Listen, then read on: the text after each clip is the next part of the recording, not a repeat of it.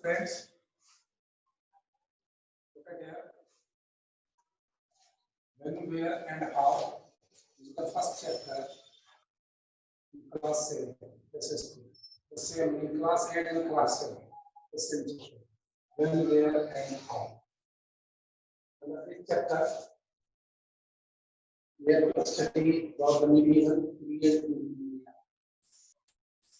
Medieval period in India is considered to be from 780 to 1750 AD, and it has been divided into two parts: early medieval period and later medieval period. Early medieval period is considered to be from 8th century to 13th century, while the latter one is considered to be from 13th century to 18th century. During the early medieval period in India, there was constant power struggle among regional kingdoms. Out of them, some were very much powerful. They belonged to Pala dynasty, Pratihar dynasty, Rashtrakuta dynasty, and Chola dynasty. These rulers used to struggle, they used to fight among themselves for the enlargement of their own kingdom. However, during the course, you can see here, in 1000 AD or in 1000 AD, they had our country witnessed invasion of Turks. This is known as Turkish invasion. And finally, Delhi Sultanate was formed by the Muslim rulers, and this rule flourished from 1200 AD to 1526 AD. In 1526 AD, Mughal Emperor Babur overthrew the Lodi dynasty. After the invasion of Turks, we have some other dynasties. They are first Turks, then Khilji,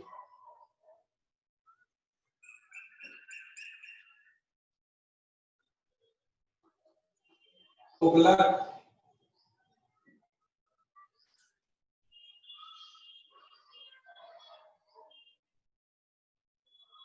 and Lodi.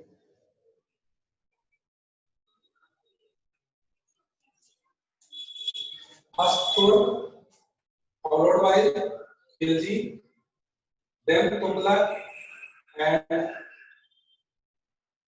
after Tughlaq, Lodi. You can remember that Ibrahim Lodi was defeated by Babur in the first battle of Panipat. These are the points to be remembered for knowledge as well as for the examination point.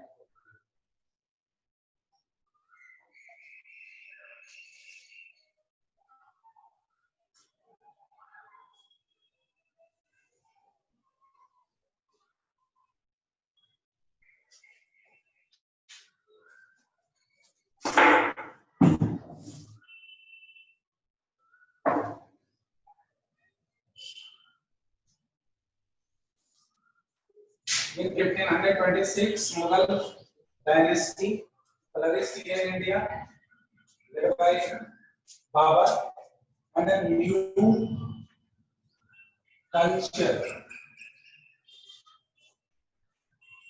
flourished.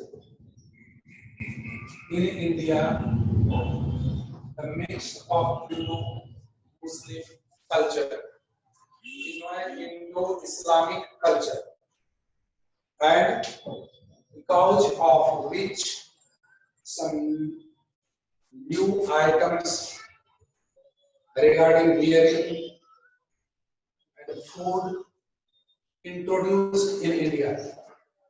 Biryani, pulao, these are not native food items, but such items were introduced by the Muslims in India.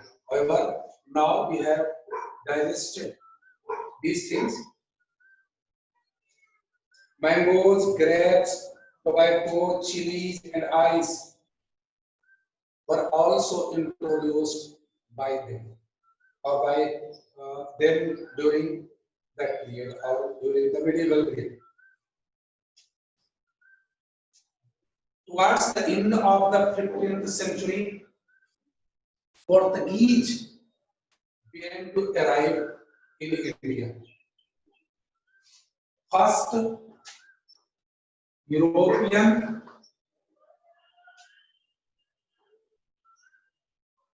but the Portuguese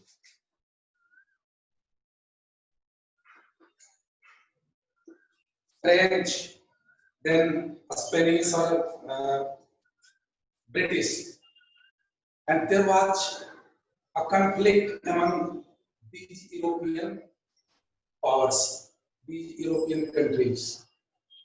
Later on, the British became victorious. The British defeated all other European powers, and finally, East India Company established the British rule. But also, you can identify some questions which may be asked in the forthcoming online tests. By the mid-18th century, as I told you, the British or the English defeated other European countries, and by the mid-18th century, the British rule established in India. And colonizing started. The main purpose of the British was to colonize India, to make India a colony which could be exploited, natural resources might be exploited, and the British succeeded in this mission. During the course, ports, some ports were developed here. Surat, Machilipatnam, Cambay, Kochi, these were became centers for trade, not only for internal trade but also for foreign trade. Chittorgarh, Jodhpur, and Jaisalmer, these were the leading places for splendid buildings and forts. Local rulers, local Rajas built splendid, protective forts. Even today we can observe such places in Rajasthan. Rajasthan, a place of Rajas, kings.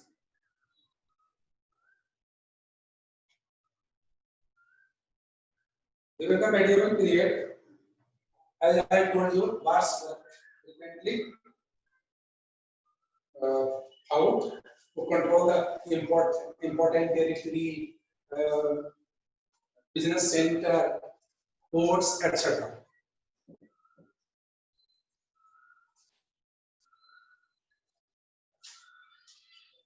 India, new and old terminology.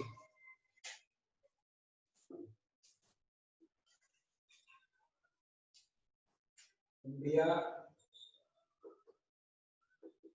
new and old terminology. What was India called earlier and later? Who named India? Who changed the name of India? These are the things we have to study under this topic. From the beginning of the medieval period, India has been known by different names, and you may have heard of Aryavart, Hindustan, Jambudweep, Bharat, so and so on. From Aryavart, its first name, earlier name was Aryavart. Later, it became popular as Hindustan. Hindustan because of the people living around the Indus River.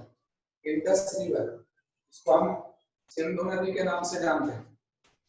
It is derived from a Persian word which means same as Sindhu. Sindhu in Sanskrit, and it changed as Indus. Hind indicates the Indian subcontinent in Persian and Arabic. In Persian and Arabic language in the world has been used, and perhaps Hindustan got its name from the word Hindu. And that time, and remember, during the period of 14th century,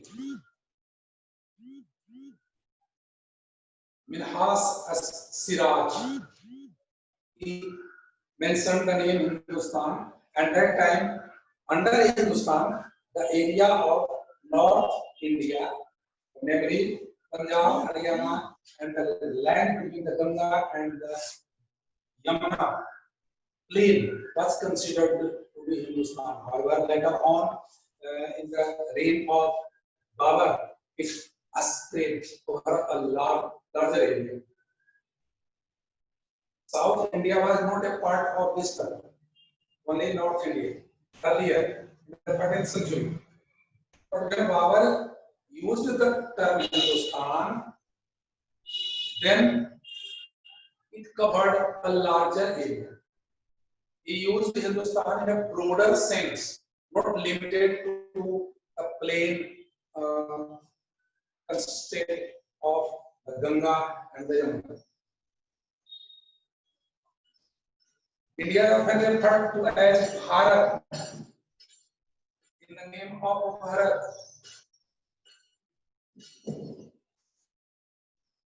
Bharatvarsham in Sanskrit literature was known as Bharatvarsham, and in Hindi Bharat. Now, what are the sources by virtue of which, by dint of which, we can know about the medieval India, about the changes in the medieval India? Sources of information.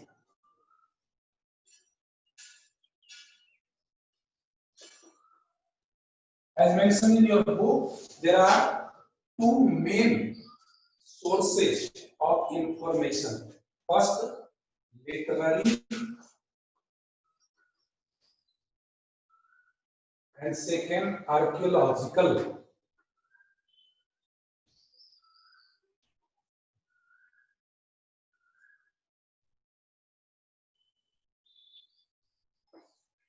Under literary, we have books, diaries, biographies, autobiographies, journals, newspapers, etc.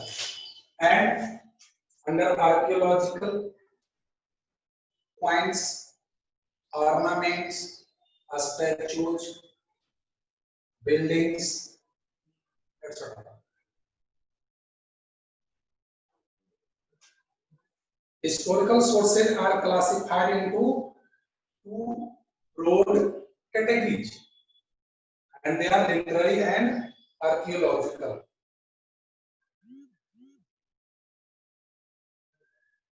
The literary sources under literary sources and books, we have to study the name of different authors and their creations, their books. Manuscripts. What do you mean by the term manuscripts? And written documents. And written document book or any record is known as manuscripts.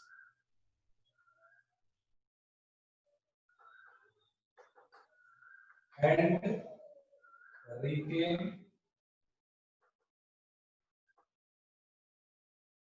books, documents, etc. are known as manuscripts. So obviously, manuscripts come under literary sources.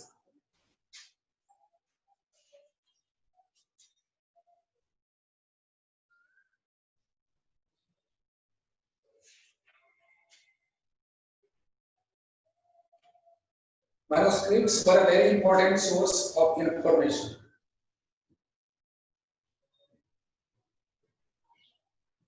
But one problem of manuscript is that since they were copied by hand, changes in words and sentences were brought in by scribes to copy. After changing from one person to other person, from one to other, original materials used to be changed. And there was a difficulty in understanding the old manuscripts also. It means the present manuscripts are not as much reliable as are expected.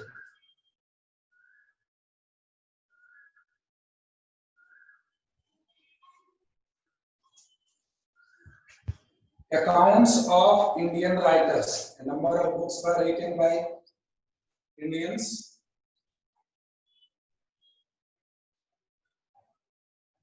Babarnama, a book by Babar himself.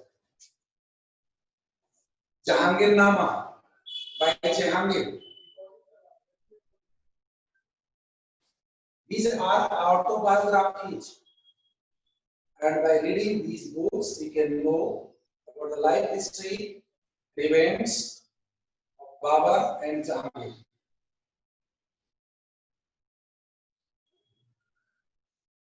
Akbarnama by Abul Fazl. Aine Akbari also by Abul Fazl.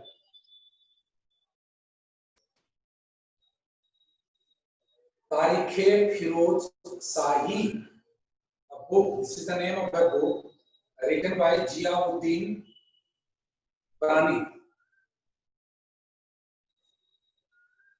Rajtarangini by Kahan, and it provides us a perfect code chronicle. What is a chronicle? Chronicle, a series of events.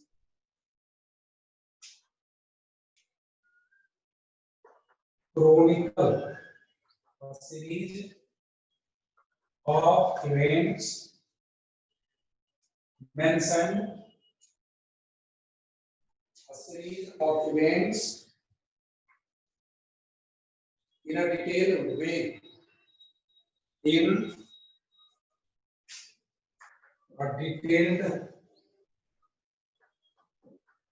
way is known as chronicle. Rajtarangini is a chronicle.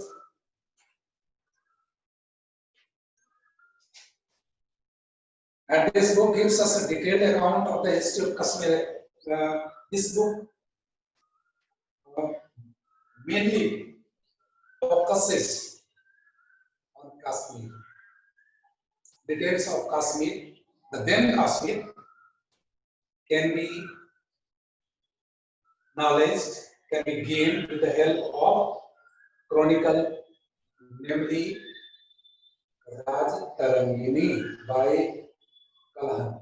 Prithviraj Raso, a book by Chandravardai about Prithviraj Chauhan. Chandravardai in his book Prithviraj Raso has mentioned the events, the history of Prithviraj Chauhan. Shahnama was Firdausi. Shahnama was written by Firdausi. Inayat Khan also wrote Shah Jahan Nama. So these are some important books under the category literary sources. Ramayana and Mahabharata also provide us a lot regarding the medieval period, but during the medieval period, Tulsidas wrote the Ramayana.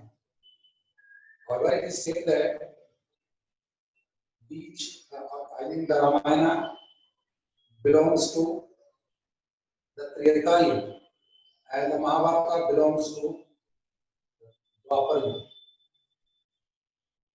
But with the help of these books, we can know, and most importantly, you have to know that Ramayana and Mahabharata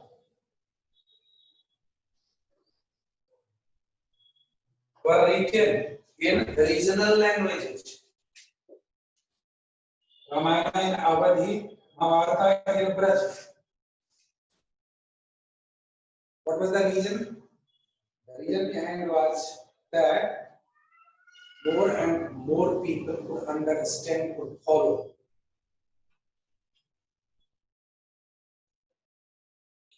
Now we have some foreign accounts. It means some foreigners also wrote books mentioning details of that time. Al-Baruni, he wrote Tahqiq-e-Hind and mentioned the events, the stories, the saga happened during the medieval period.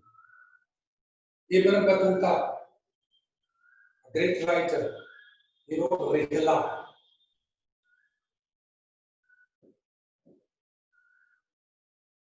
Al-Masudi, Niccolo Conti, Sir Thomas Rowe, there are Marco Polo, there are so many names, or the names of the foreigners who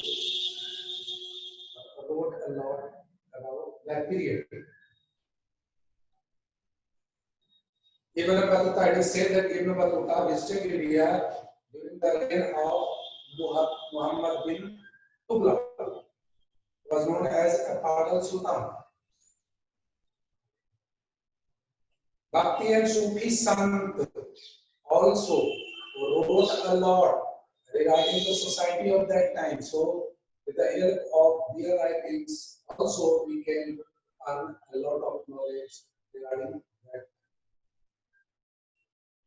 Now come on archaeological sources.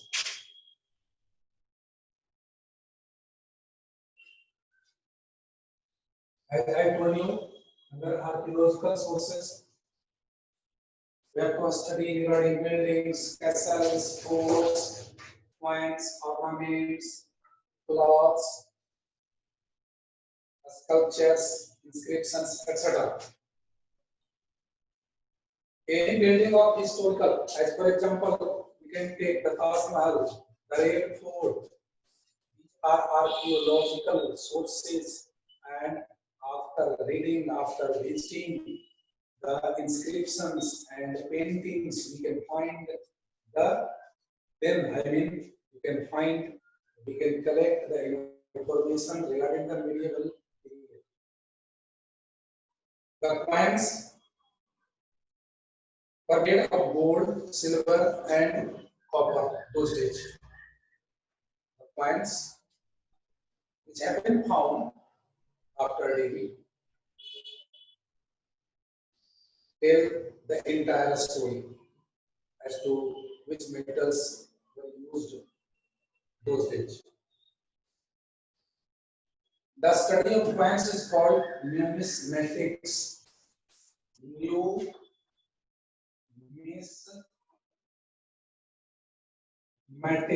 is a term you must know, the study of coins. The study of coins, known as numismatics. And the person who studies these coins or numismatics get a lot of information about the political, economical, and social conditions of those days. We can collect information regarding the Delhi Sultanate, regarding the Mughal Empire, regarding the Pala dynasty, and other dynasties by studying these points. The paintings used in temples, buildings, etc. also inform us a lot regarding the society, regarding the art specifically. Sculptures of the medieval period were mainly statues of gods, king and queens. Those days, statues of gods, kings, and queens were made, and by studying these things, sculptures, we can gather a lot of information. Inscriptions are written records generally dealing with royal orders or information about donations to temples and villages. Inscriptions, not in the written form which can be erased, but permanently cut out on the stone, metals, etc. And proclamations made by the kings, donations.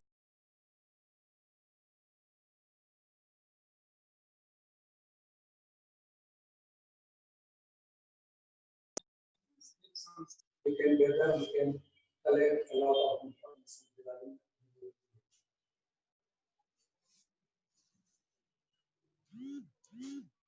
the role of historians.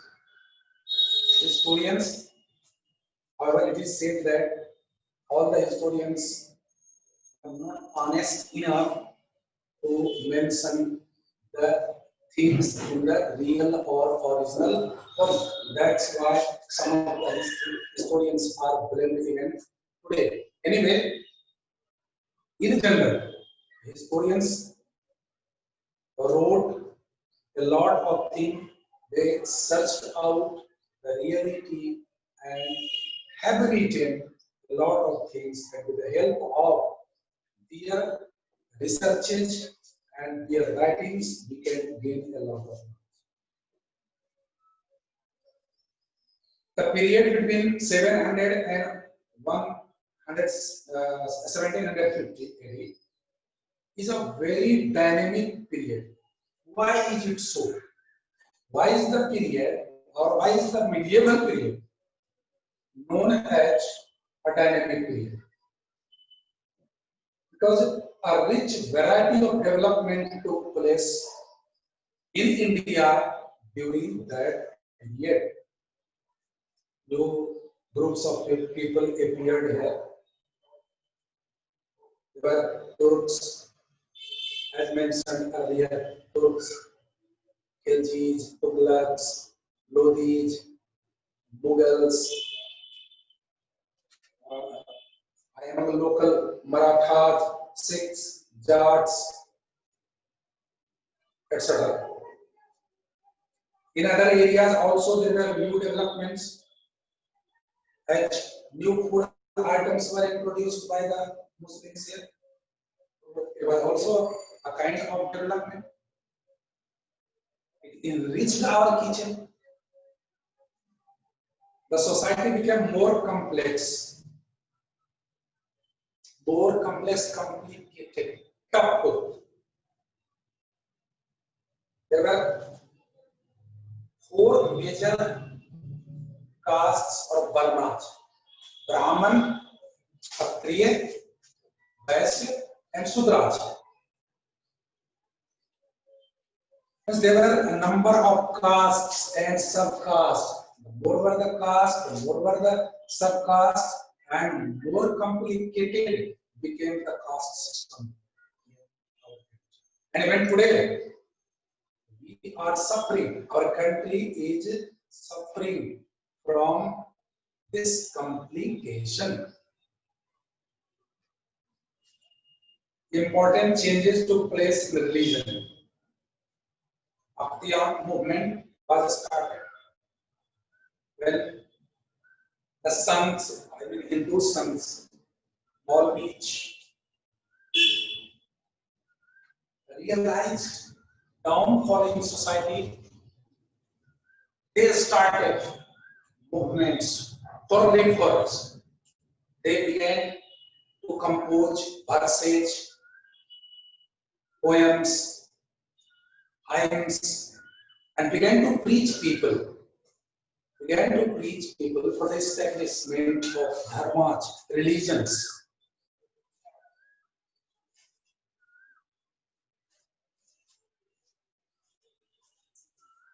One important name we have to remind or remember: Susruta.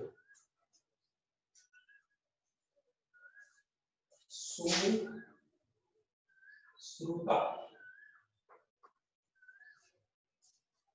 You can say the ancient Indian surgeon, Susruta. He was an early Indian surgeon and physician as well. It is said that he lived in Varanasi in the 6th century BC. Susruta Samhita, written by Susruta, in which different kinds of medicines, treatment, and other health relating things have been mentioned.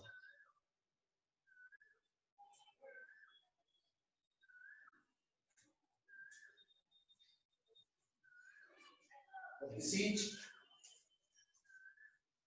the end, or that's all for this chapter. Once again, some questions I would like to remind you. The medieval period in India covers the period of. There are four options, and you have to choose 780 to 1750 AD. By whom were the Delhi Sultans overthrown? Who overthrew Ibrahim Lodi of Delhi Sultans? Babur. Here the options are Tughlaqs, Cholas, Mughals, Europeans. You have to answer Mughals.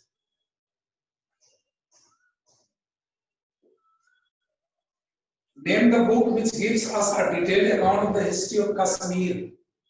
There are four options. You have to choose Raj Tarangini by Kalhan. India is often referred to as Bharat in which literature? Is it Tamil, Gujarati, Marathi, or Sanskrit? The correct answer is Sanskrit.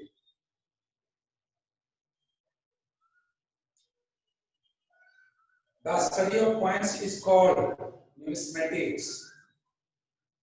Chand Bardai was the author of Prithviraj Raso.